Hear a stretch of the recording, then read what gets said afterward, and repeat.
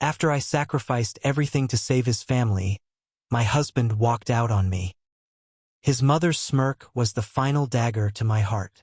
I stared at the numbers on my bank statement, my fingers trembling as I traced over the last transaction. $80,000. Gone. Every last cent. The weight of exhaustion settled deep in my bones. I had spent months working extra jobs, barely sleeping, skipping meals. Everything, just to make sure Jack's family didn't lose their home. I had drained every ounce of security we had, believing that love meant sacrifice, that family meant standing together in times of crisis. But Jack had just proven me wrong. Across the room, he was packing his suitcase. Calmly, methodically, like he wasn't ripping my heart out and setting fire to the pieces. I couldn't move, couldn't breathe. The air in the apartment, our apartment, felt suffocating. "This isn't working anymore," Jack said, his voice eerily detached. He didn't even look at me, just kept folding his shirts, placing them neatly into his luggage. I swallowed hard. "Jack, what are you saying?" My voice cracked. "I can't do this anymore. I need to start over." Start over? A bitter laugh clawed its way up my throat. I had just given him the perfect clean slate, wiped his family's debt, saved them from financial ruin, and now he was leaving me behind like I was part of the mess. "We can get through this," I whispered, reaching for him. "We always do. Jack, we—" There is no we anymore. That was when I knew. This wasn't stress. This wasn't temporary exhaustion from financial struggles. This was planned. He had waited until the last payment was made, until I had given up everything, until I had nothing left to hold him accountable. The realization hit like a gut punch. I took a step back, staring at him as if I were seeing him for the first time. "How long have you been planning this?" Jack didn't answer. The silence was deafening. And then, as if my world wasn't already shattering, his mother called. I didn't need to answer to know what she'd say, but I did anyway. My hands were ice cold as I lifted the phone to my ear. "Oh, sweetheart." Eleanor's voice was thick with amusement. "Did you really think that money would buy you a place in our family?" Her laugh was like nails on a chalkboard. "We never liked you anyway." Couldn't breathe.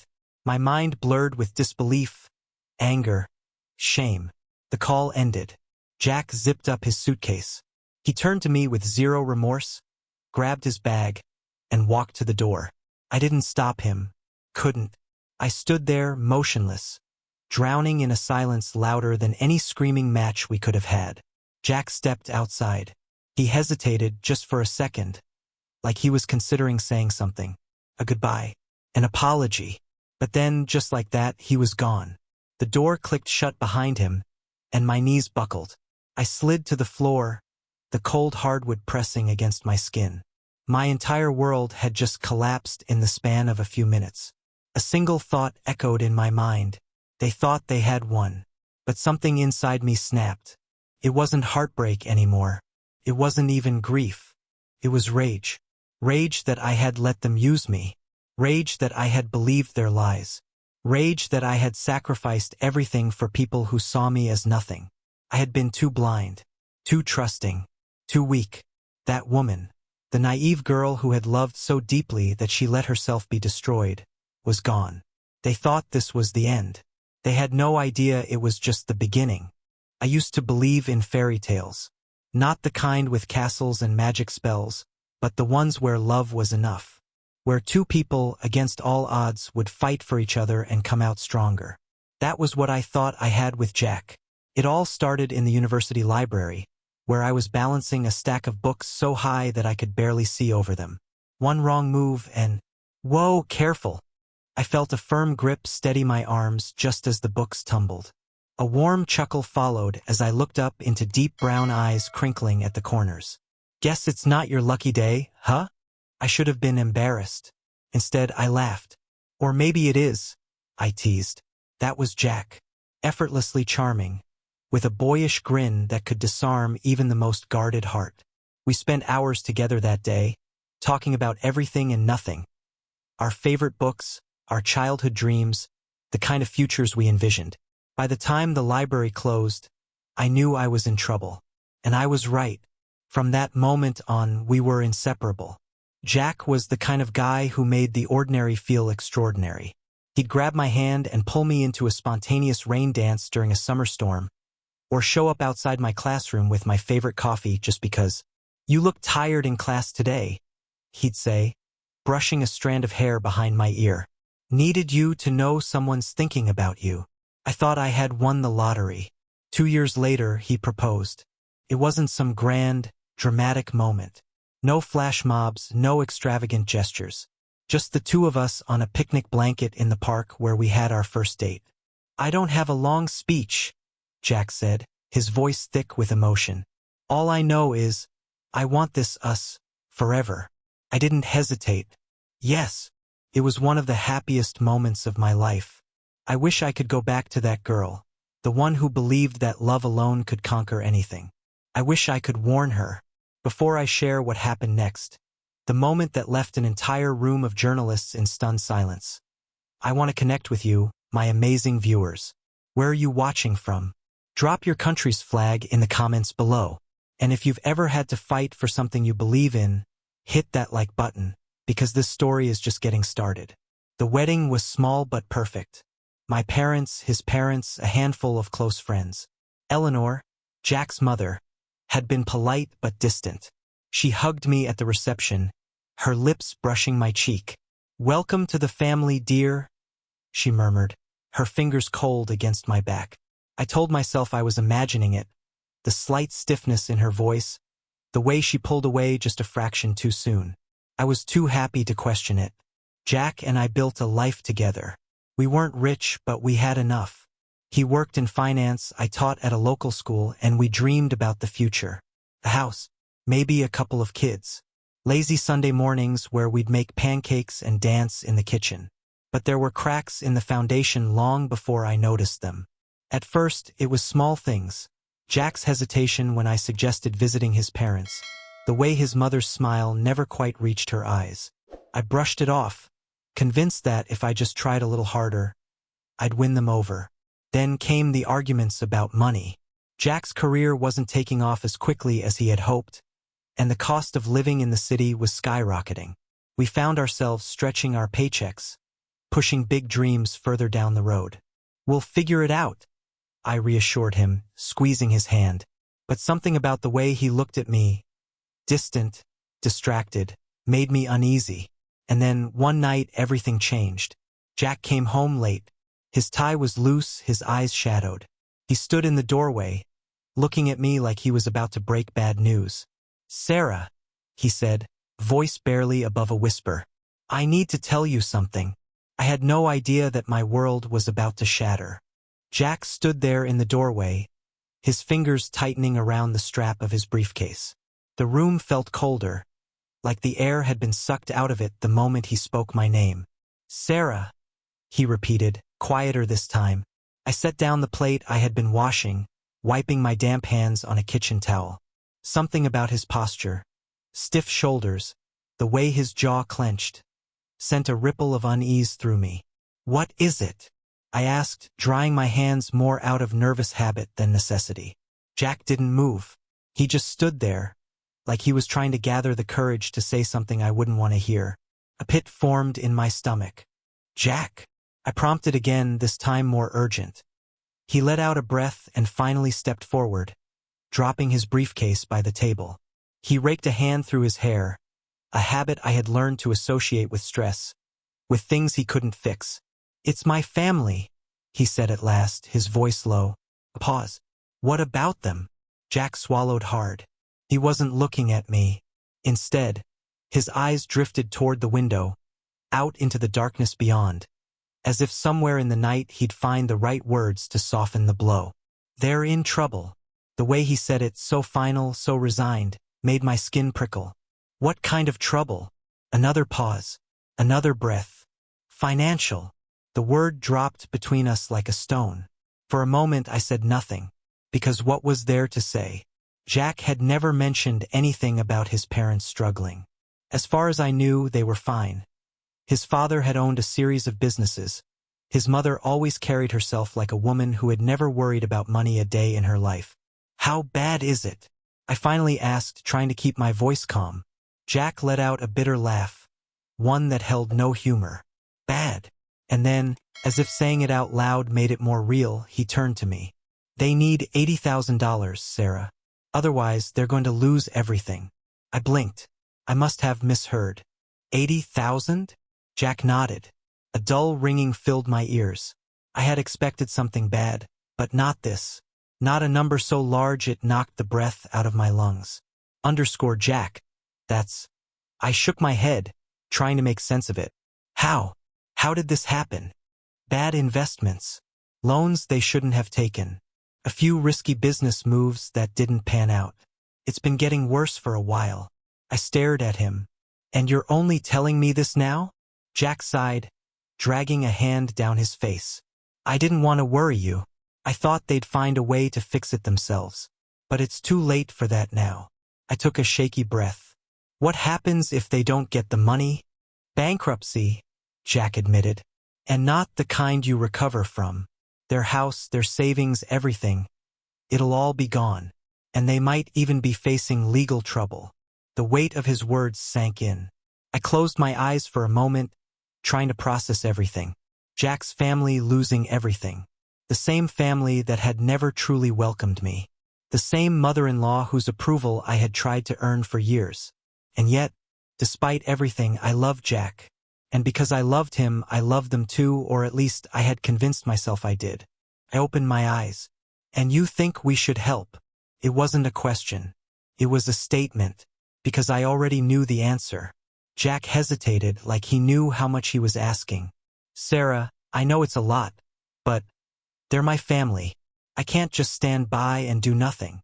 A sharp pain twisted in my chest. I knew that feeling. I had married Jack believing that when you loved someone, you didn't walk away when things got hard.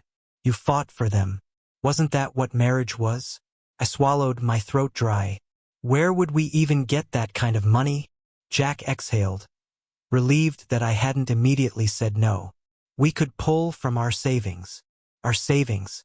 The savings we had been building for a house. For our future. For security. Jack? I said, my voice unsteady. I know, he cut in. I know what I'm asking. But Sarah, please. His voice cracked on the last word. That was what did it. Not the logic. Not the reasoning. But the way his voice broke. The way he looked at me like I was the only person in the world who could save him from drowning.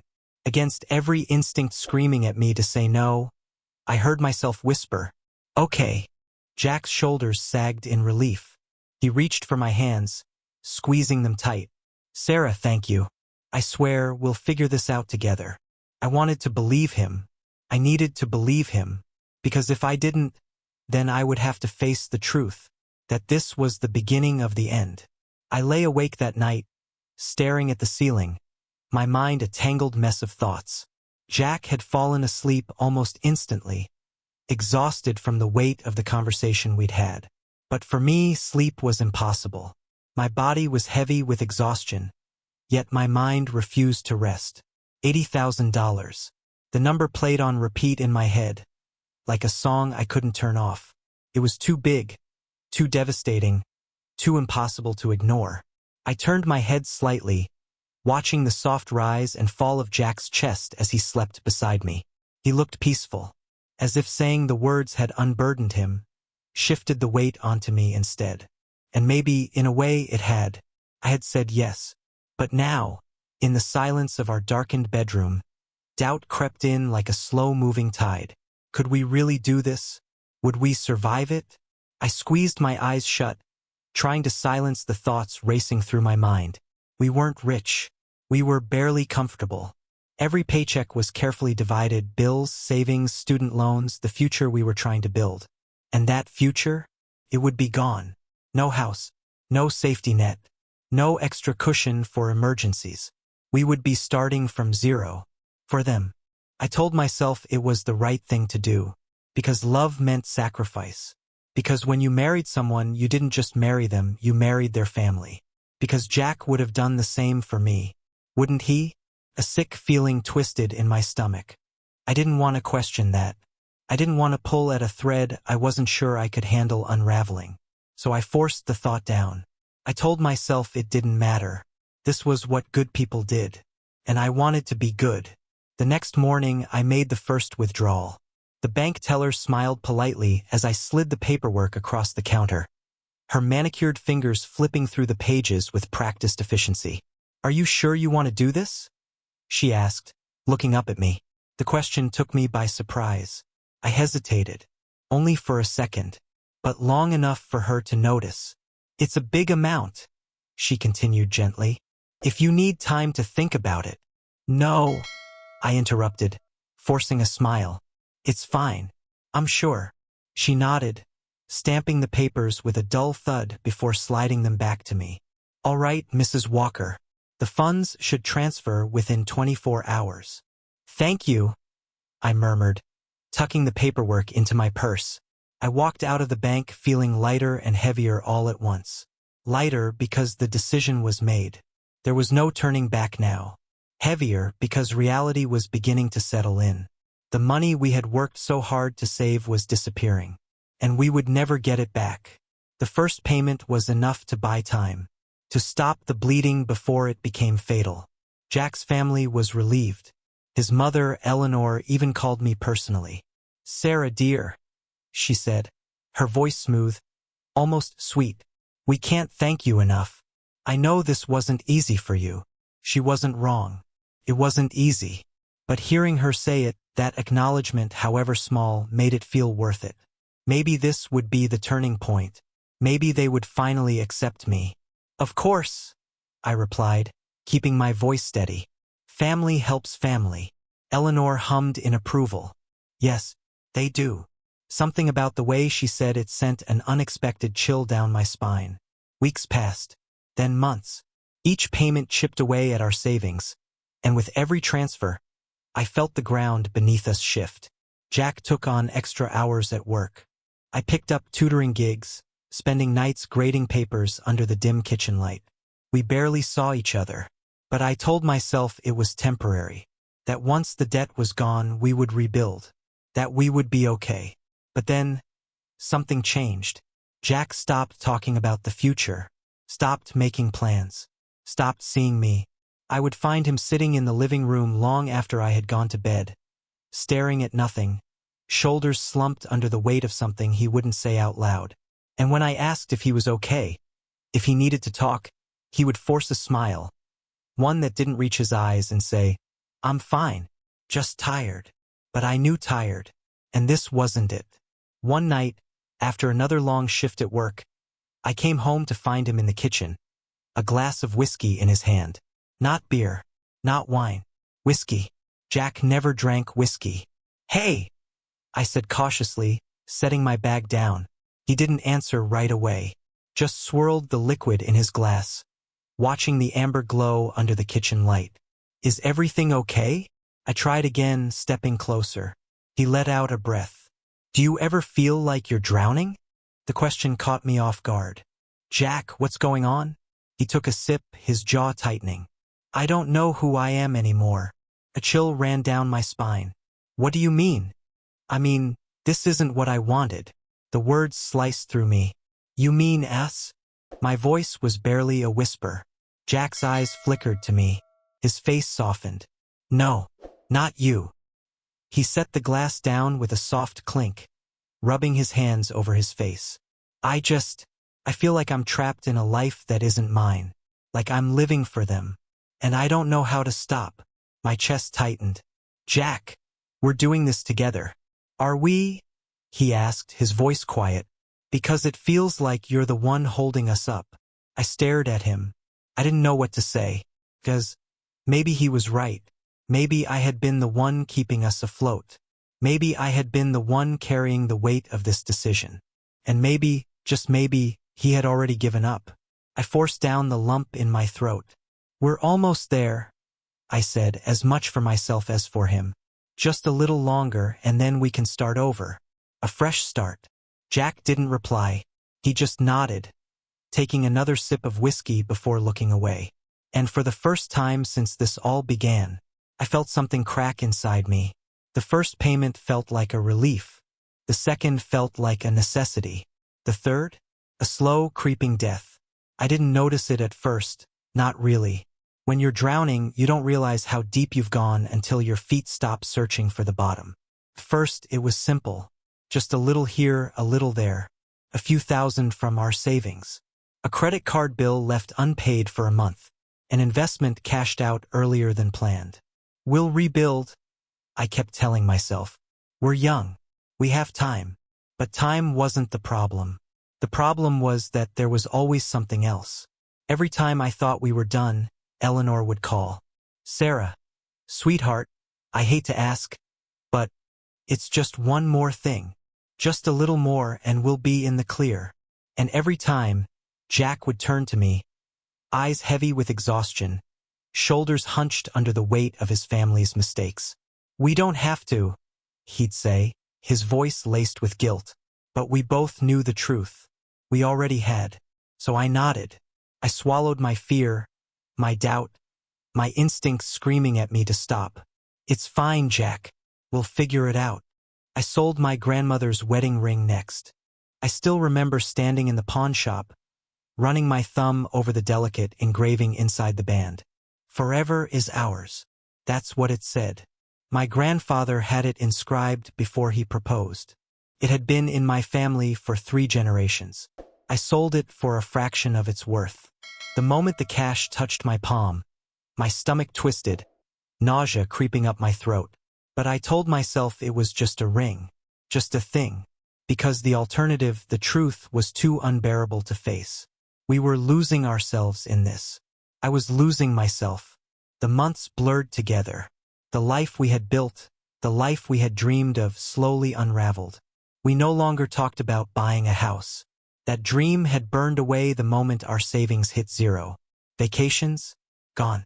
The small luxuries that made life feel full, dinners out, surprise date nights, weekend road trips, were replaced with budget spreadsheets and whispered worries over bills. We moved into survival mode. Jack worked late. I picked up every extra tutoring job I could find, spending nights hunched over my laptop, eyes aching from grading papers by the dim glow of our kitchen light. But it was never enough. The money came in and just as quickly it disappeared. Every time I checked our bank account, it felt like looking into a black hole. A vast emptiness where our future used to be. And then one day it happened. I logged in to check our balance before paying rent. $42.37. That was all that was left. I stared at the screen, willing the numbers to change. But they didn't. I had nothing left to give. No more savings. No more safety net. I had sacrificed everything. And still it wasn't enough. That night, I sat at the kitchen table, staring at the stack of overdue bills in front of me. Jack walked in, loosening his tie, his face drawn with exhaustion. He stopped when he saw me. Sarah? I didn't look up. We have $42, I whispered. Silence. What? I swallowed, my throat burning. That's all we have left. Jack didn't speak, didn't move, and then he laughed. A short, bitter, humorless sound. Jesus, he muttered, running a hand through his hair. $42. I clenched my fists. It's not funny, Jack. I know it's not. Then why are you laughing? Because what else am I supposed to do? His voice rose, frustration seeping through the cracks. We gave them everything, Sarah. Everything. And look at us. I didn't want to look. Because if I did, I'd have to acknowledge the truth. That we weren't us anymore. We were 2 people crumbling under the weight of someone else's choices. I gripped the edges of the table, my nails pressing into the wood. We have to stop. Jack exhaled slowly. Yeah. I mean it, Jack. We can't give them another cent.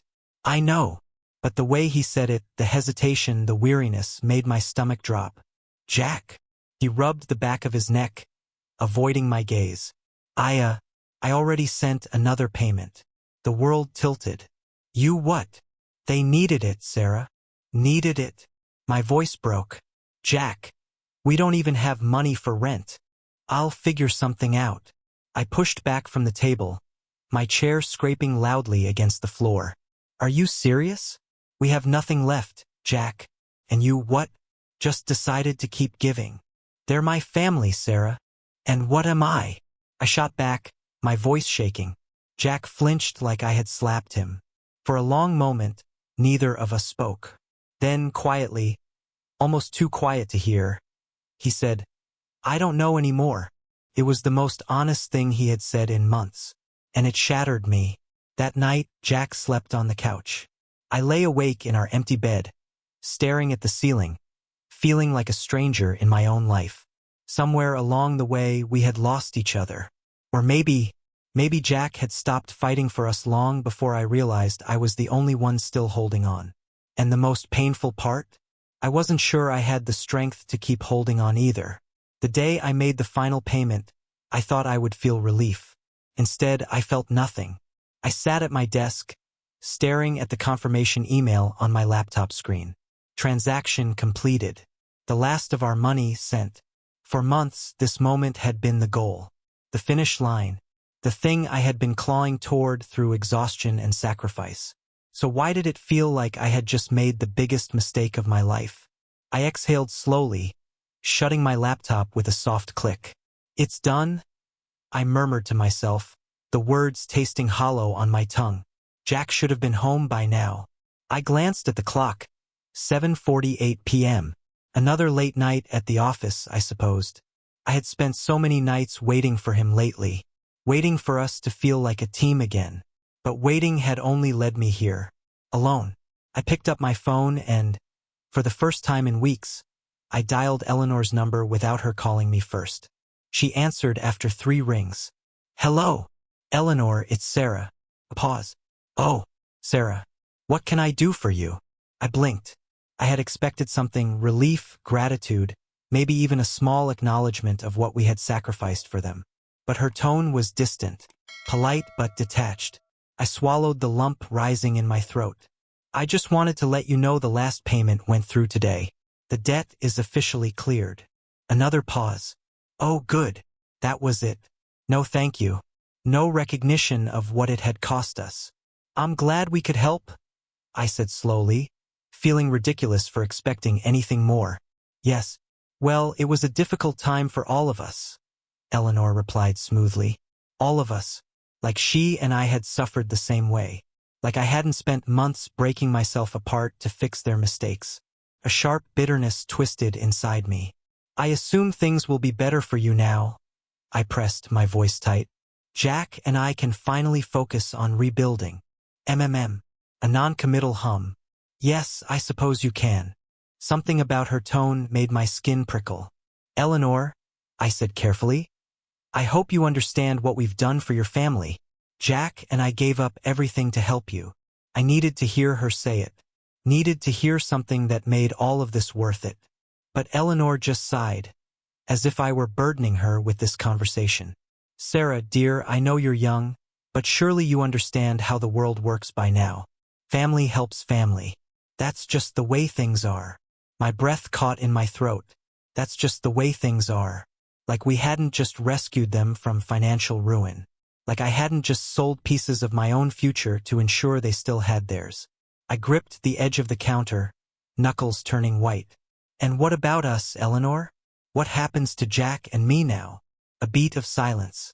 And then the words that I would never forget. Well, dear, that's for the two of you to figure out. But you've always been such a smart girl. I'm sure you'll manage.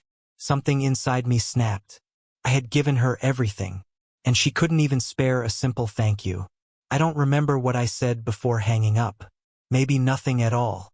But when the call ended, I stood there in the dim light of our tiny kitchen, staring at my own reflection in the window. I looked like a stranger, hollowed-out eyes, shoulders too tense. A face that no longer belonged to the woman who had once believed love could fix anything. The woman who had thought she could earn their acceptance. I had been so blind. Jack came home an hour later. I was still sitting at the kitchen table, a cold cup of tea in front of me, my fingers tracing absent circles around the rim. Hey, he said, his voice tired. I looked up at him, searching for something, anything, to anchor me. It's done, I said. The last payment went through. He nodded, rubbing the back of his neck. Good. I waited. For a smile. For relief. For something that told me this had all been worth it. But Jack just grabbed a glass from the cabinet, filled it with water, and drank it in silence. Like it was just another night. Like my words had meant nothing. The air between us felt suffocating. Aren't you going to say anything? I finally asked. Jack set the glass down. What do you want me to say, Sarah? I stared at him. I don't know, Jack. Maybe that you're grateful? That this means something to you? That all of this wasn't for nothing. He exhaled, pressing his fingers against his temples. Of course I'm grateful. But Sarah, I'm tired. This has been hard. I finished for him, my voice sharp. You think I don't know that? I've been breaking my back trying to keep us afloat, Jack. And your family. I let out a humorless laugh. God, they don't even care. Jack flinched at my words. That's not fair, he muttered. Not fair. I repeated, my voice rising. Jack, I called your mother. Do you know what she said? Nothing. No, thank you. No, we appreciate what you did. Just some bullshit about how the world works. Jack sighed, sinking into the chair across from me. You know how they are, Sarah. Yeah, I snapped. I do. And I've spent years making excuses for it. Jack rubbed his hands over his face, his wedding band catching the light. For a moment, I stared at it, remembering the promises we had made. We should be celebrating, I said, my voice suddenly small. But instead we're just here, like none of it mattered. Jack looked at me then, really looked at me, and for the first time I saw it. The truth he had been trying to hide. It didn't matter. Not to them. Not even to him. Not in the way it had mattered to me. Jack stood, pressing a kiss to my forehead like it was a habit he had outgrown. I'm going to bed, he murmured. And then, just like that, he left me alone at the kitchen table. For months, I had been telling myself that once this was over, we could finally breathe, finally heal. But now, sitting there in the silence of our tiny apartment, I realized something far worse. I had sacrificed everything to save a family that was never mine. And in the process, I had lost my own. Jack left on a Tuesday. There was no screaming match. No dramatic confrontation. Just the dull weight of inevitability settling over me like a storm I had seen coming but still refused to believe would land. It started with a single sentence. We need to talk. I had heard those words before. I had said them before. But this time, the way Jack said them, the finality in his voice, the way his hands trembled slightly at his sides, told me everything I needed to know. I already knew what was coming. Still, I forced myself to go through the motions, pretending that if I kept my voice steady, if I played along, maybe I could rewrite the ending. Okay, I said, setting down the laundry I had been folding. Talk. Jack exhaled, running a hand through his hair. I can't do this anymore, Sarah. There it was. For words. For tiny, devastating words. My stomach clenched, but my voice stayed even. Do what, Jack? He hesitated, like he wanted to soften the blow. But he didn't. This. Everything. I stared at him, waiting for the words to make sense. But they didn't. We just got through this, I whispered. We just finished paying off your family's debt. We survived it. And now you're telling me. I know. He cut me off, his voice hoarse. I know what we've been through, Sarah. And that's exactly why I need to leave. A sharp, bitter laugh escaped me before I could stop it. That's why you need to leave? Jack looked away. I feel like I've been drowning. For months. Years, maybe. And now that it's over, I need to start over. I gripped the back of the chair, my nails digging into the wood. You need to start over. I repeated it slowly, as if saying the words would help me understand them. Jack, what do you think I've been doing? What do you think I sacrificed? His jaw clenched. I know what you did, and I love you for it. But Sarah, don't you see? That's the problem. Something in my chest twisted painfully. What are you talking about? Jack finally met my eyes. Every time I look at you, I see everything I owe you. His voice cracked. And I can't live like that. I can't be that person anymore. I need to be free. A cold, sharp silence settled between us. Free, I echoed. Jack ran a hand down his face, his frustration turning to desperation. I'm not saying this to hurt you, but Sarah, we don't even know who we are without this weight between us. Maybe we never really did. His words hit me harder than I expected. Because the worst part, somewhere deep inside, I knew he was right. We had been clinging to each other through struggle after struggle, telling ourselves that love could fix anything. But love hadn't fixed this. I had given him everything, and it still wasn't enough. Jack took a step toward me, and I instinctively flinched. He froze. Sarah, he said softly, but I shook my head. Don't. He inhaled sharply, then turned and grabbed his suitcase from beside the door. The suitcase. I hadn't even noticed it before. Had he packed it earlier? How long had he been planning this? I wanted to scream, to beg, to make him stay. But I wouldn't, because what was there left to say? Jack reached for the doorknob, then hesitated. You'll be okay, he said quietly. I let out a breathless, humorless laugh. Don't do that. Don't stand there and pretend you care how I'll be after this. Jack closed his eyes for a moment, his grip tightening on the handle. I do care. No, Jack, you care about yourself. That's the only person you've ever cared about. The words came out cold, flat, but I wasn't angry. Not anymore. I was just done. Jack's shoulders slumped, and for a second, I thought he might turn around, say something, apologize, but he didn't. He just stepped outside. And then, just like that, he was gone. I stood there, frozen in the empty doorway, staring at the space where he had been. The apartment suddenly felt too big, too quiet. I turned slowly, my eyes landing on the dining table. The same one where we had spent so many nights planning our future. A future that no longer existed. My knees buckled, and I sank into the chair, my hands gripping the edge of the table as I forced myself to breathe. One breath, then another. Outside, a car door slammed. The low hum of an engine rumbled to life. And then, nothing. Silence. I was alone. Truly, completely alone. For months, I had been telling myself that once we got through this, we would be okay. That we would rebuild. That love was enough. But I had been wrong. Love hadn't been enough. Jack had needed an escape. And I had nowhere left to go. I let out a shaky breath, my fingers pressing into the tabletop as the weight of it all settled onto my chest. Jack was gone. His family was free. And I had lost everything. The apartment was silent. Not the peaceful kind of silence. The kind you sink into after a long day, wrapped in warmth and familiarity. No, this silence was hollow. It stretched through the empty space Jack had left behind, filling every corner, every crevice, every darkened room. I sat at the kitchen table, staring at nothing.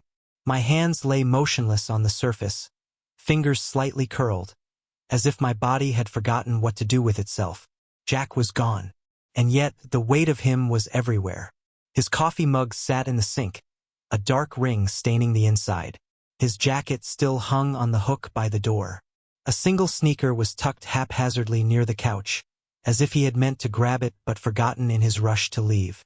Felt wrong, like he had evaporated instead of walked out. I took a slow breath, trying to steady myself. And then, the phone rang. The sharp sound cut through the suffocating silence, jolting me out of my haze. For a second, I didn't move.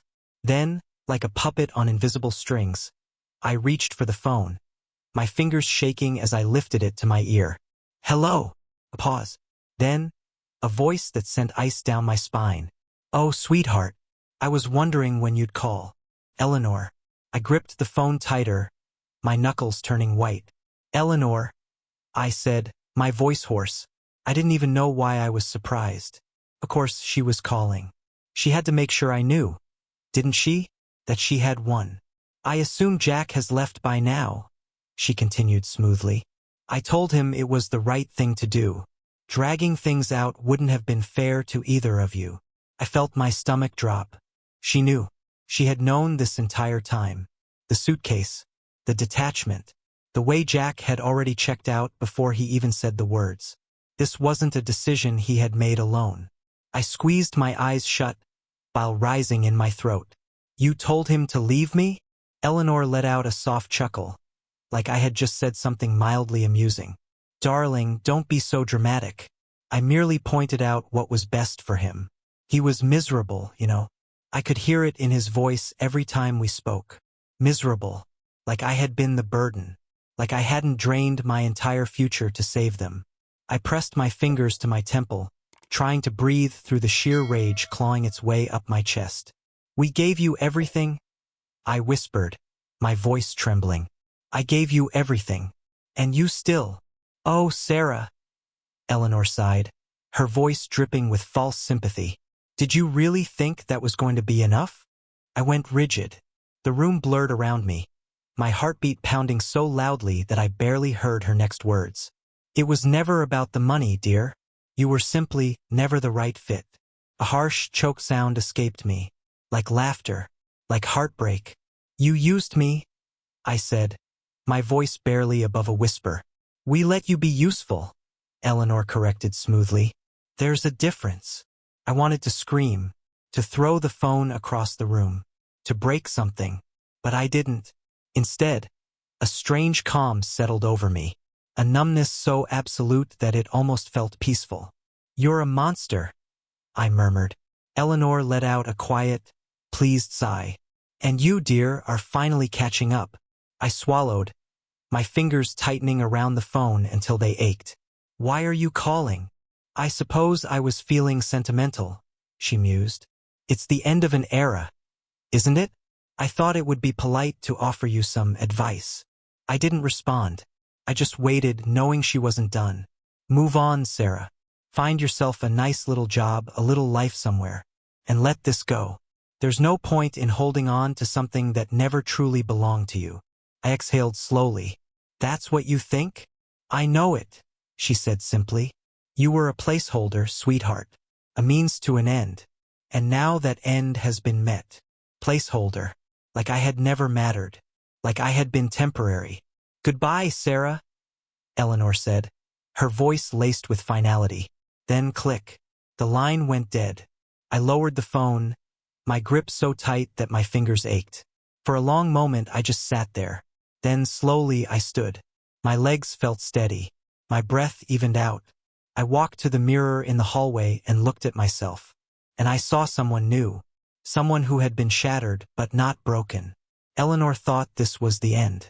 She thought I would crumble, that I would disappear into nothingness like I had never existed in their world. But she had no idea what I was capable of. She had no idea what was coming next. I stood in front of the mirror, staring at the woman reflected back at me. She looked familiar, but only just. Her eyes. My eyes were different now. Sharper. Colder. I traced my fingers lightly over my jaw, studying the changes. The weight I had lost, the way my skin looked paler under the harsh apartment lighting. The shadows under my eyes, carved deep from sleepless nights and months of exhaustion. But there was something else there too. Something I hadn't seen before. Rage.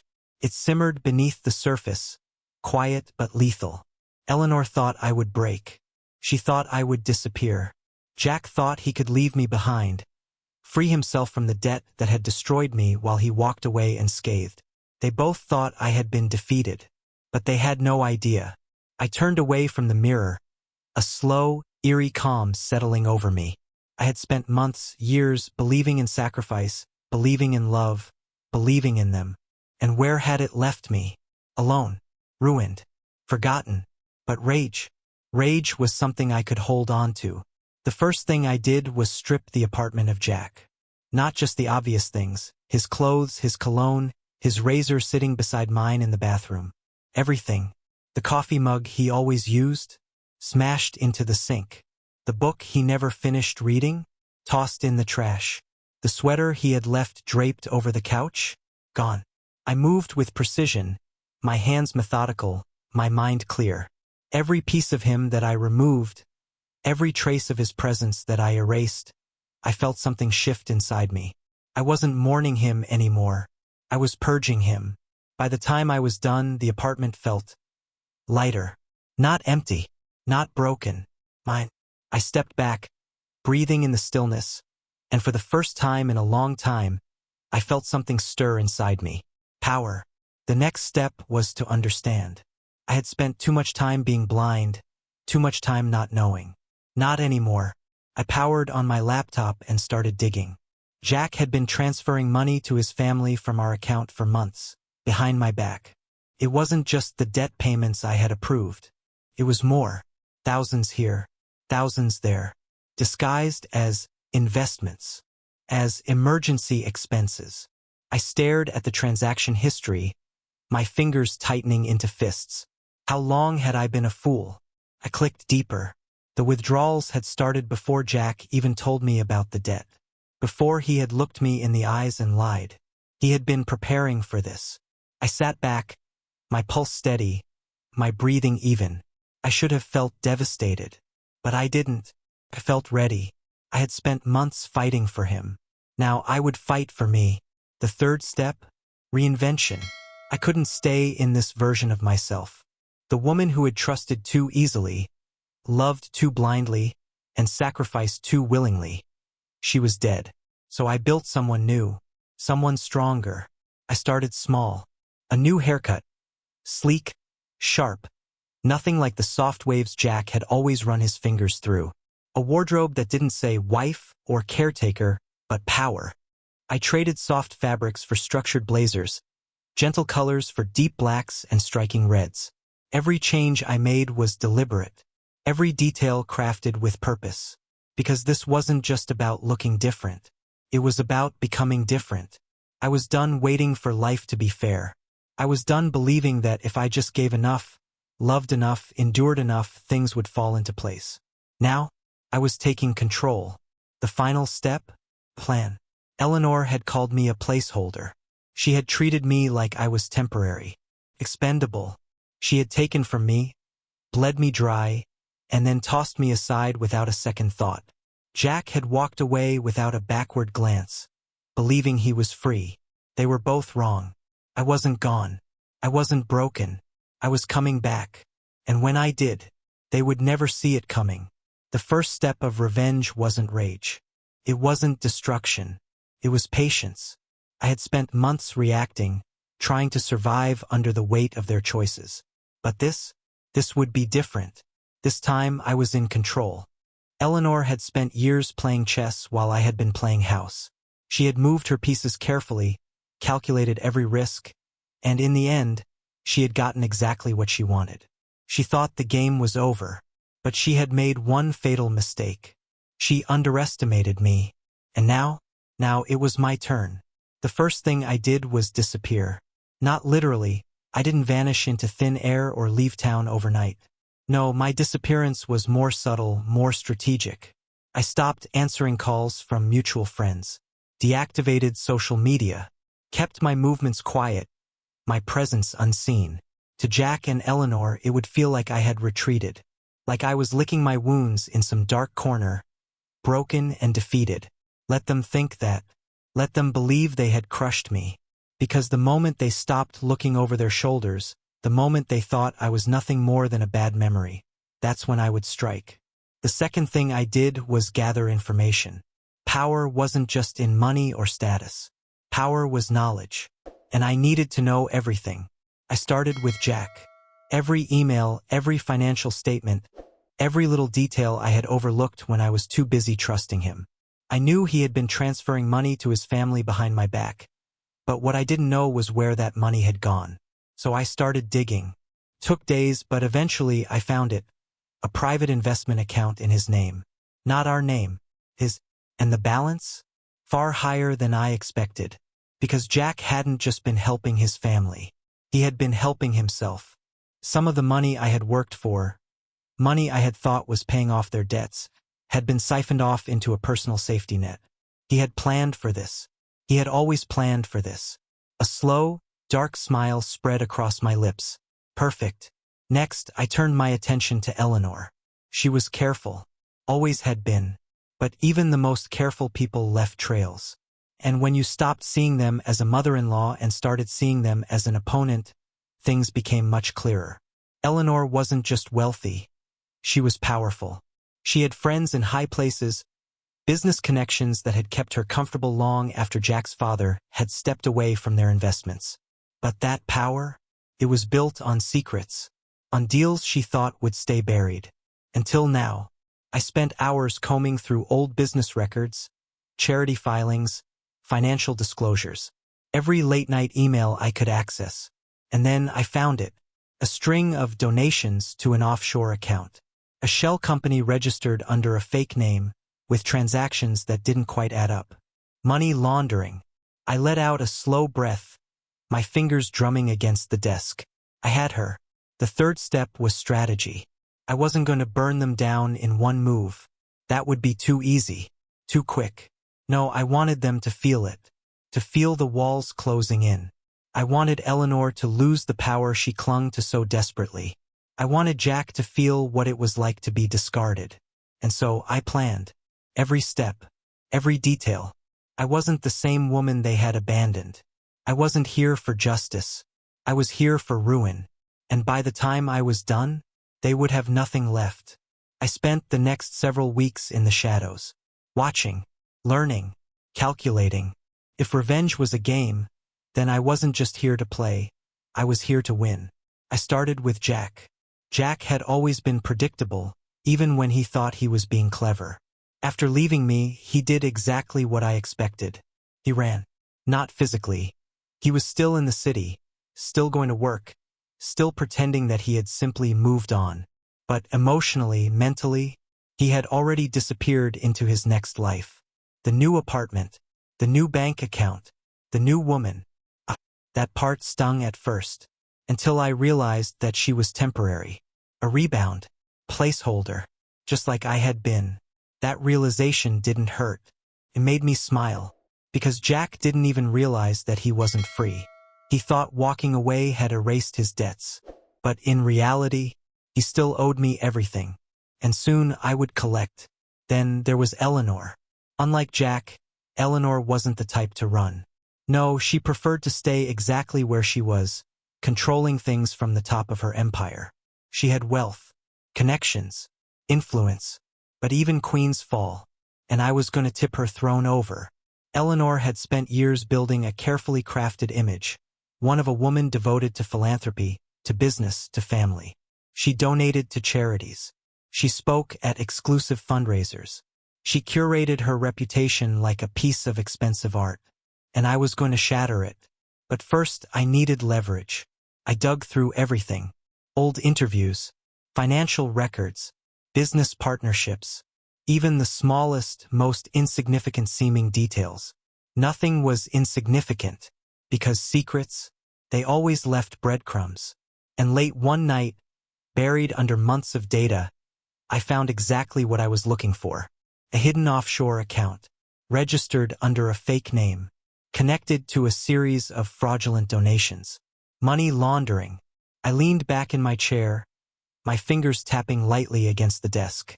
I had her, but I wasn't going to expose her yet, because leverage was meant to be used at the right time.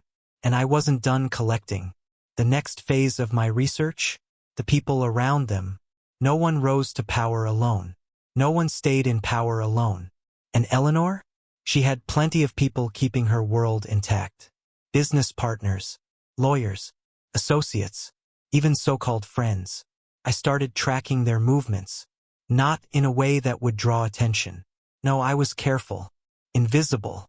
I learned who they met for lunch, who they avoided, who they trusted, who they feared, and most importantly, who had the most to lose. Because if you wanted to break a powerful person, you didn't just attack them. You took their foundation out from underneath them. By the time I had gathered enough information, I felt ready. More than ready. Jack and Eleanor had spent years controlling the game. Now, it was my turn. I sat back, exhaling slowly, my lips curling into a slow, deliberate smile. They had no idea what was coming. But soon, they would. Revenge wasn't a one-woman job. If I wanted to take them down, really take them down, I needed allies. A network. People with the right skills, the right access, the right grudges. Because no empire crumbled from the outside. It rotted from within. And Eleanor's world? It was already rotting. All I had to do was push. I started with the cracks. The people Jack and Eleanor had stepped on, used, discarded. Because powerful people were always careless. They thought they were untouchable, that no one would ever dare to come after them. That was their weakness, and I was going to exploit it. The first person I approached was Daniel Parker, Jack's old business partner, the one he had cut out of a major deal 2 years ago when he decided family came first. I found him exactly where I expected, at a high-end bar, drinking expensive scotch, still nursing a bitterness that hadn't faded with time. I took the seat next to him and ordered a drink. Daniel barely glanced at me, until I said, "You deserved that deal. You know that, right?" He turned slowly, his eyes narrowing. "Excuse me?" I stirred my drink, keeping my voice casual. 2 years ago, the Parker-Thompson acquisition. You had the numbers. You had the strategy. But Jack made sure you were cut out at the last minute. Daniel's jaw tightened. "And why do you care?" I smiled. "Because I know how it feels to be discarded. And I know how to get even." His eyes flickered with interest. I leaned in slightly. "Tell me, Daniel, if you had the chance to take back what he stole from you, would you?" There was a pause. Then slowly he smiled. And just like that, Daniel Parker was mine. Next was Victoria Chin, a former executive at one of Eleanor's investment firms. Smart, ruthless, and fired under suspicious circumstances. Officially, she had stepped down. Unofficially, Eleanor had made sure she never worked in the industry again. But Victoria wasn't the type to forgive and forget. I found her at a networking event, sipping a martini, smiling politely at the powerful men who now pretended she didn't exist. "Ms. Chan," I said smoothly, stepping beside her. "You don't know me, but I think we have a mutual enemy." She arched a brow, her interest piqued. "Go on." I handed her a file. Her file. The one I had spent weeks compiling. Her termination. The falsified records. The smear campaign Eleanor had orchestrated to erase her. Victoria flipped through it, her expression unreadable. Then, without looking up, she murmured, "And what do you want from me?" "I want to burn them down," I said simply. She finally met my gaze, something dark flashing in her eyes. Then, she extended her hand. "Let's do it." And just like that, I had her too. One by one, I collected them. The disgruntled employees, the ex-business partners, the people who had been wronged by Jack, by Eleanor, by the machine they had built. Some needed convincing. Others were just waiting for someone to come along and light the match. By the time I was done, I had a network. People in finance, in media, in law. People who could leak documents, whisper in the right ears, plant doubts in the right circles. People who could make things happen. I wasn't alone anymore. And when we were ready, Eleanor's empire would fall. Not with a bang, but with 1,000 tiny fractures. Until, finally, collapsed. The first strike had to be perfect. Not rushed. Not emotional. Not messy. Precision. Timing. Control. That was how you dismantled an empire. Eleanor had spent years curating her flawless public image. Wealthy, charitable, poised. A woman of respect and power. But power built on lies was always fragile. And I was about to shatter it. I chose a Tuesday morning for the first release. Why? Because Tuesday was the slow burn. A scandal dropped on a Friday. It got buried by the weekend. Monday, people were too busy catching up from the weekend to care. But Tuesday had time to spread. I sat in my dark apartment, my fingers hovering over the keyboard. One file ready to go. Subject: Charity Fraud Scandal, Eleanor Thompson's Misuse of Funds. Inside, documents proving that Eleanor had been funneling millions from her so-called charity into a private offshore account. Fake donations, fabricated reports. Money that was supposed to go to scholarships, food banks, disaster relief, all of it stolen. I didn't send it to just one journalist. I sent it to 10. Local news, national news, independent watchdog groups. Then, I sat back and waited. By noon, the first articles started trickling in. By 3 p.m., hashtag Eleanor Thompson scandal was trending. By 5 p.m., every major network was covering it. Charity queen or fraudster? Eleanor Thompson under fire for financial misconduct. Where did the money go? Documents suggest major corruption in Thompson family nonprofit. The reactions were exactly what I had hoped for. Shock, outrage, betrayal. People believed in Eleanor. They had trusted her. Now, they were furious. And the best part? She had no idea where the leak had come from. Eleanor was scrambling. I imagined her pacing in her estate, phone pressed to her ear, demanding answers from lawyers, from PR teams, from Jack. And Jack? I smiled to myself. He was next. Thursday morning, 10:17 a.m., the second strike hit. This time, the target was Jack. The headline, Insider Trading and Cover UPS. The truth behind Jack Thompson's financial dealings. The article exposed his hidden accounts, his fake investments, the shady financial moves he had made while I had been draining myself to save his family. I watched as his world started to crack. His employer issued a public statement saying they were launching an internal investigation. Former colleagues came forward, suddenly remembering things they had conveniently forgotten before. More news stations picked it up. More pressure. And Jack? Jack was drowning. That night, my phone buzzed. I glanced at the screen. Jack Thompson.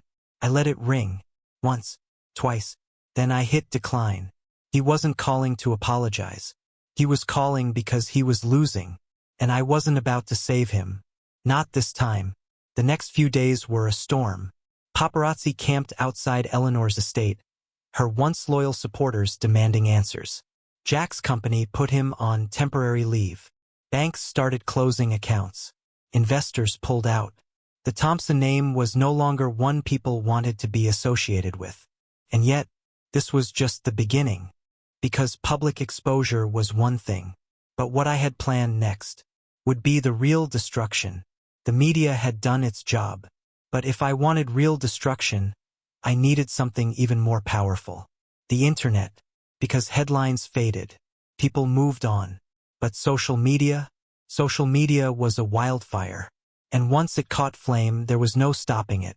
I didn't just want Eleanor and Jack to suffer a scandal. I wanted them to become a joke. Because when the world laughs at you, you don't recover. And so, I crafted the perfect storm. I had already spent months curating fake accounts. Anonymous profiles on Twitter, Instagram, and Reddit. Each with its own voice, its own purpose. Some were activists. Some were financial insiders. Some were angry former employees. None of them traced back to me. And then I started seeding the narrative. I released the first meme on a Thursday evening. It was simple. A side-by-side image of Eleanor. On the left, her at a charity gala, smiling under a banner that read, "Helping those in need." On the right, a leaked document showing millions of dollars missing from her charity fund. Caption, "Helping herself." It spread instantly. People retweeted, laughed, commented. Then came the Jack memes. One photo, Jack and I on our wedding day. Next to it, the article about his secret bank accounts.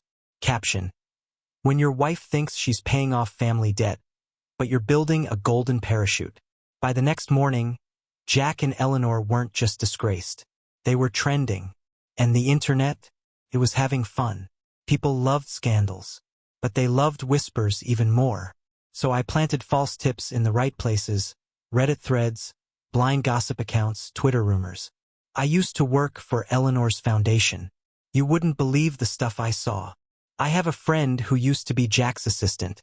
You think the money scandal is bad?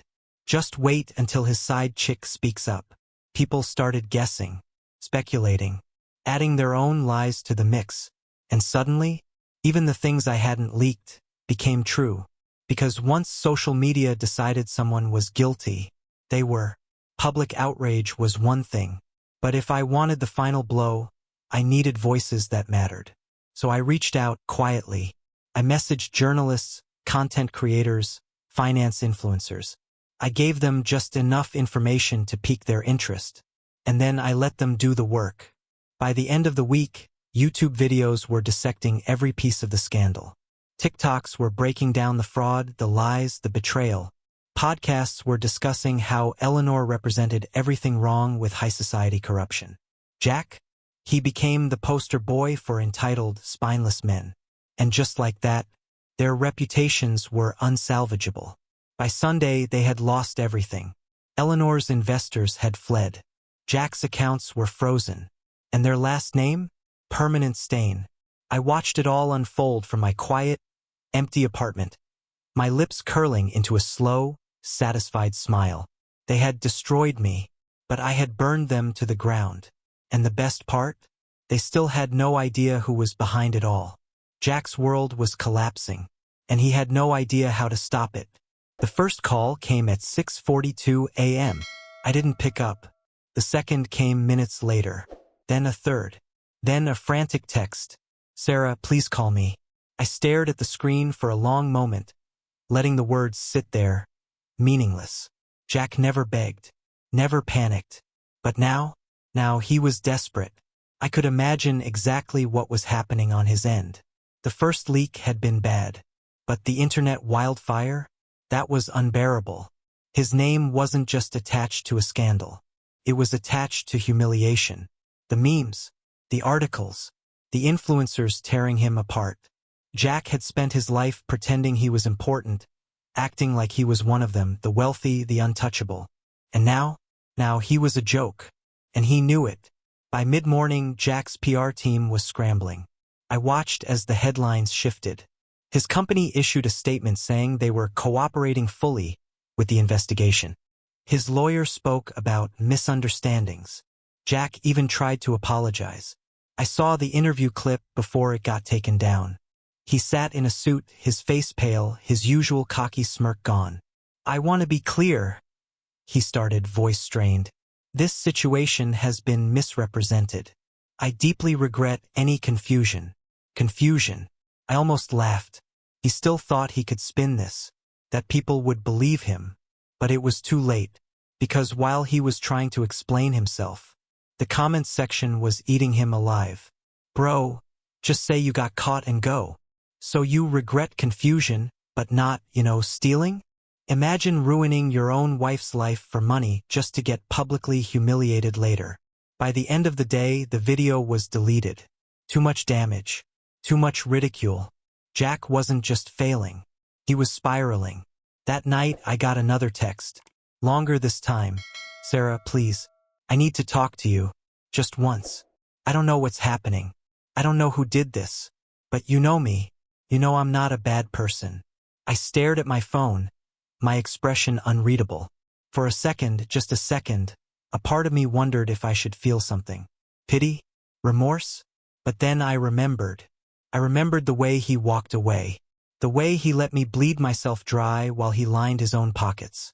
I remembered his mother's voice in my ear. "You were simply never the right fit." And just like that, the moment passed. I typed out one response. "You're right, Jack. I do know you." Then I blocked his number. And I never looked back. Because this was only the beginning. The cracks had already formed. Jack was spiraling. Eleanor was scrambling. The Thompson name, once untouchable, was now a cautionary tale. But I wasn't done. Because ruin wasn't enough. I didn't just want them to lose their reputation. I wanted them to lose everything. And that meant one final blow. The law. It started with a single email. A carefully crafted message, sent from an untraceable account. The recipient, a federal investigator specializing in financial crimes. Subject, urgent, evidence of tax fraud, money laundering, and insider trading, Thompson Family Holdings. The body of the email was brief, precise. "I am in possession of documents detailing extensive financial crimes involving Eleanor and Jack Thompson, including offshore tax fraud, misallocated charity funds, and insider trading schemes. These documents include transaction logs, private communications, and whistleblower testimonies. If you are interested, I will provide the necessary evidence." I only ask one thing. Make sure they don't walk away from this. Attached, a folder of damning evidence. Bank statements, wire transfers, emails proving coordinated fraud. The kind of paper trail that couldn't be explained away. And once it was out there was no stopping it. It happened on a Friday morning. A convoy of black SUVs pulled up in front of Eleanor's estate. Men in dark suits stepped out, their faces unreadable. And then the knock. Loud. Final. Inside, Eleanor was calm at first. She had dealt with scandals before. She had connections, power, influence. But this wasn't some tabloid leak. This wasn't something her PR team could fix. This was federal. The agents walked in, flashing badges, their voices clipped and professional. Eleanor Thompson, we have a warrant to search the premises. And just like that, her world crumbled. Jack had been hiding, or at least he thought he had been. Ever since his company suspended him, he had kept a low profile. No statements, no public appearances. But the walls were closing in. And then they found him. It happened at a luxury hotel downtown. A place he had checked into under a fake name, thinking he could buy himself time. He had no idea the FBI was watching. When they entered his room, he barely had time to react. Jack Thompson, you are under arrest for securities fraud, conspiracy to commit tax evasion, and financial misconduct. The exact charges didn't matter. All that mattered was that he was done. Handcuffed, dragged out, cameras flashing, and the whole world watching. By noon, every major network had the same headline. Breaking: Eleanor and Jack Thompson under federal investigation for financial crimes. The details spread like wildfire. Eleanor's assets frozen. Jack denied bail. Thompson holdings in freefall. Once they had been untouchable. Now, they were just another scandal. Another lesson in greed and downfall. And me? I sat in my apartment, watching it all unfold, my heart beating steady. I had spent so long waiting for justice. But this wasn't justice. This was vengeance. And it was finally complete. Jack's desperate plea. The call came late at night. The kind of hour where desperation outweighed pride. Where a man like Jack, a man who once walked away without looking back, had no choice but to beg. I stared at my phone, watching his name flash across the screen. I didn't answer. Not right away. I let it ring. Once, twice, 5 times. Then, just as it was about to go to voicemail, I picked up. I didn't speak. I wanted him to be the first to break the silence. And sure enough, he did. Sarah. His voice was wrecked. Hoarse. Like he hadn't slept in days. Sarah, please. Just listen. I said nothing. Because this wasn't my burden to carry anymore. I don't know what's happening, he continued. His words coming out in frantic bursts.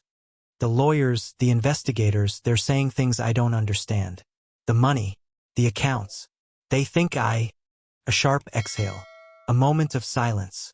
Then, in a voice so raw, so unlike him, he pleaded. I need your help. There it was. The moment I had waited for. The man who had left me with nothing. The man who had let me suffer while he thrived. Now, he was on his knees. And still, he didn't understand. Help, I finally said, my voice smooth, calm. Yes, he rushed out. Sarah, you know me. You know I wouldn't. I laughed. A small, quiet laugh that cut through his words like a knife. I knew you, I echoed. Jack, I thought I knew a lot of things. And I was wrong about all of them. Please, he said again, desperation leaking through every syllable. I leaned back in my chair, tapping my fingers against the desk. What exactly do you want me to do, Jack? He hesitated, because he didn't know. Because for the first time in his life, he had no plan. You still care about me, he tried. I know you do. If there's any part of you that remembers.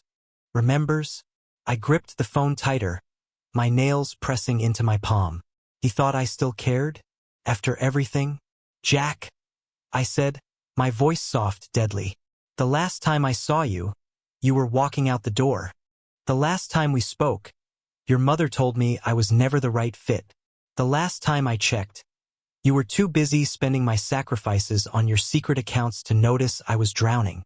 Silence. A long, painful silence. Then, barely a whisper, I made a mistake. I closed my eyes, letting those words sink in.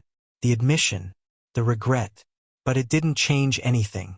Yes, Jack, I said finally. You did.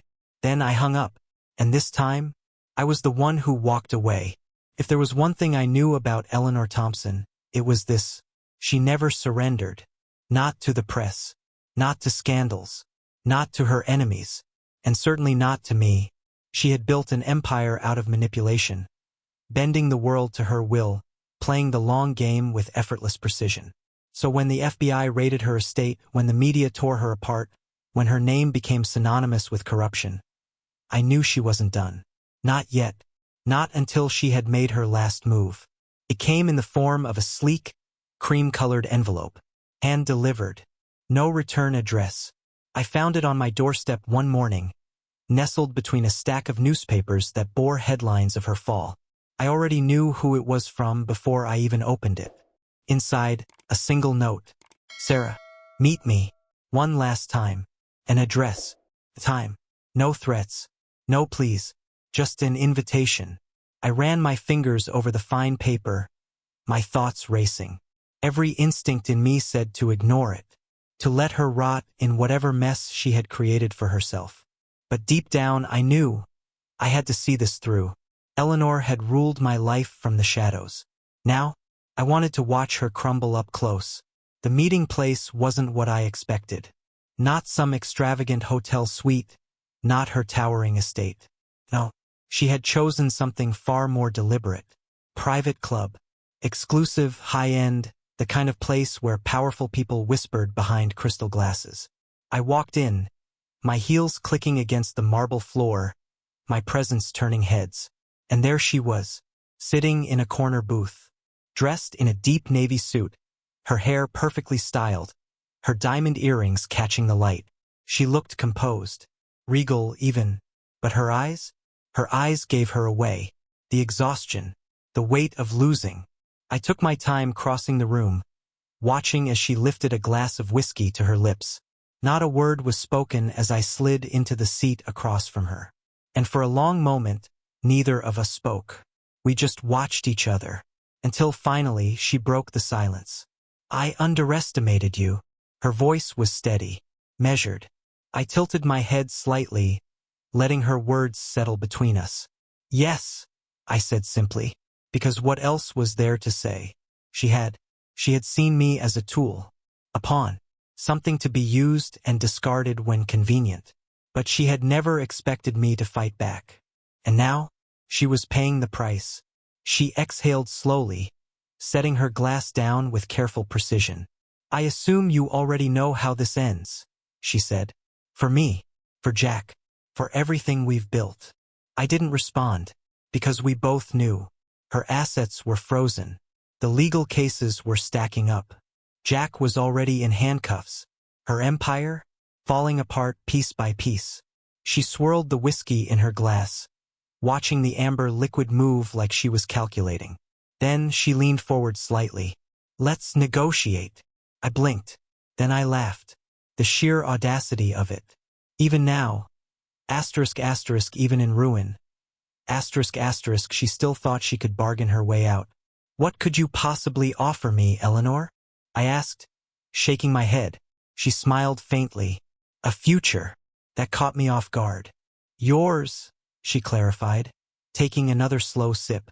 You can destroy me, Sarah. You can watch me fall apart. See my name dragged through the mud. Celebrate as I lose everything. Or, she paused, her gaze sharpening. You can use what I've built. Take control of it. Make it yours. I felt a cold wave of understanding wash over me. This wasn't a plea. This was strategy. She wasn't asking me to spare her. She was offering me the throne. For a long moment I considered it. Eleanor had connections, knowledge, influence. Even with her power crumbling, she still had leverage. And I knew exactly what she was implying. Step into my shoes, she was saying. Become the next Eleanor Thompson. But what she didn't realize I had never wanted to be her. I leaned forward, mirroring her posture, my voice quiet but sharp. You still don't get it, do you? Her eyes flickered. This isn't about power for me. It never was. I didn't come for your throne. I came to burn it down. Her lips parted slightly, her expression unreadable. And for the first time I saw it. Fear. Because she knew. This was the end. Not just of her empire. Not just of her influence. But of her. I stood up, pushing the chair back slowly, deliberately. You spent your whole life making people feel small, I said, adjusting my coat. But now, you're the one with nothing left. I watched her swallow, her grip tightening around the glass. Then, I gave her the only thing she had ever given me. Nothing. I turned on my heel and walked away. No deal. No mercy. No second chances. And behind me, Eleanor Thompson sat alone, drowning in the ruins of her own making. The courtroom was packed. Every seat was filled. Journalists, reporters, ex-investors, former allies now pretending they had never known the Thompsons. The gallery buzzed with hushed whispers, the anticipation thick in the air. Because this wasn't just a trial. It was a spectacle. The downfall of a dynasty. And I had the best seat in the house. Jack sat at the defense table, his suit still expensive but ill-fitting, like he had lost too much weight too fast. His once charming smirk, gone. His fingers tapped against the table, a nervous tick I had seen 1,000 times before. He was cracking. Eleanor sat beside him, still holding on to the last of her dignity. Back straight, hands folded neatly, not a single hair out of place. But I could see it, the tightness in her jaw, the way her fingers gripped the edge of the table just a little too hard. She wasn't untouchable anymore, and she knew it. The judge's voice echoed through the courtroom, calm and authoritative. The court calls the case of the people versus Eleanor and Jack Thompson. The list of charges began. Fraud, tax evasion, money laundering, insider trading. Each accusation landed like a hammer. Each one another nail in their coffin. I watched as Eleanor's shoulders stiffened, as Jack's fingers dug into the table. The evidence was overwhelming. The prosecution laid it all out with surgical precision. Emails, bank records, wire transfers, testimonies from ex-employees, ex-investors, former friends who had all turned against them. One by one, their empire unraveled before the world. And then came the moment I had been waiting for. The jury filed back in, their expressions grim. Jack swallowed hard. Eleanor's lips barely moved, but I knew what she was doing. Counting. 1, 2, 3. Bracing for impact. The judge's voice cut through the tension. On the charge of conspiracy to commit fraud, guilty. The courtroom exploded. Gasps. A low murmur. The sound of journalists scribbling frantically. Jack's face drained of color. Eleanor's fingers twitched ever so slightly. But it wasn't over. On the charge of money laundering, guilty. On the charge of insider trading, guilty. On the charge of tax evasion, guilty. Guilty. Guilty. Guilty. Eleanor closed her eyes, just for a second. Jack? He looked like he couldn't breathe. Because this was real. Because this was the end. The judge's gavel slammed down. The defendants will be remanded into federal custody immediately. And just like that, it was over. The bailiffs moved in. Jack stood too fast, his chair scraping against the floor. Wait! Wait! His voice cracked, wild with panic. We can fix this. There's a misunderstanding. Please. The officer grabbed his wrist, snapping on the cuffs. His eyes locked onto mine, pleading. I held his gaze, unreadable. Then slowly I smiled. The realization hit him like a freight train. He knew. He knew this was me. Sarah. Click. The cuffs locked around his wrists. I watched as they pulled him toward the exit, his fate sealed. Then I turned to Eleanor. She wasn't fighting. She didn't beg. She just stood, expressionless, allowing the officers to cuff her hands. And then, she turned her head ever so slightly, just enough to meet my eyes. There was no anger there, no fury, just understanding, like she had known, deep down, that one day, she would meet her match. The officers led her away. The cameras flashed. The reporters shouted. The entire world watched as Eleanor and Jack Thompson, the untouchable Thompsons, were dragged from the courtroom, their legacy reduced to nothing. And me? I sat there, silent, victorious, unshaken, because I wasn't just watching their empire fall. I had been the one to burn it down. The trial was over. The verdict had been read. Jack and Eleanor were gone, their empire destroyed. And now, for the first time in years, I stood at a crossroads. Because vengeance? That was complete. The plan I had so carefully crafted, the war I had waged from the shadows, it was over. But now, the question that haunted me was one I hadn't let myself consider before. What comes next? I walked out of the courthouse, my heels clicking against the pavement. The air was crisp, the city humming with life. But inside me, there was only silence. No thrill, no rush, just the cold realization that the thing that had fueled me, driven me, kept me alive for the past year, was gone. For so long, I had been surviving on rage. Every morning, I had woken up with purpose, to expose them, to ruin them, to bring them down. And now that I felt like I was standing at the edge of a cliff, staring into the abyss of what now? My phone buzzed. For a second, I thought about ignoring it. But then I saw the name. Alex. I sighed, pressing the phone to my ear. "So, it's over," he said, his voice carrying a quiet knowing. "It is," I murmured. There was a pause.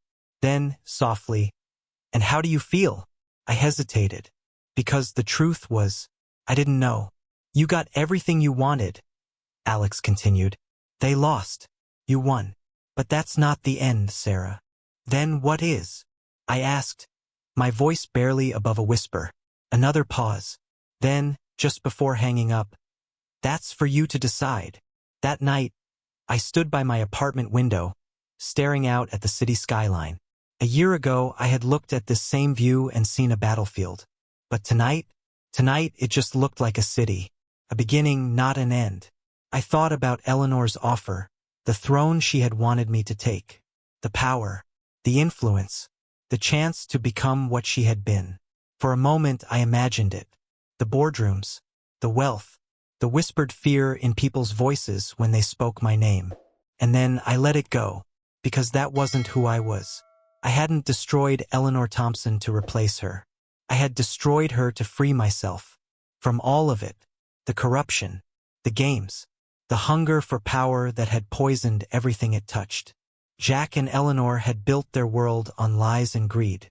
And now, for the first time in my life, I was free of it. I took a deep breath, stepping away from the window. The past? It was gone. Now it was time to build something new, something real, something mine. I reached for my phone, scrolling to a number I hadn't dialed in a long time. A familiar name, a familiar life, a reminder of the person I had been before all of this. And as I pressed call, I realized that was the person I wanted to find again. The past was behind me. Jack and Eleanor were gone. Locked away, stripped of their power, their empire reduced to rubble. And yet, standing there in my quiet apartment, I realized something unexpected. I hadn't just destroyed them. I had rebuilt myself. Stronger, sharper, unbreakable. But now that the war was over, a different question remained. What do I do with the woman I've become? I took one last walk through the city, tracing the places where it all began. The tiny cafe where Jack had once held my hands and promised me forever. The office building where I had spent late nights grading papers, dreaming of a future that no longer existed. The courthouse steps where I had won.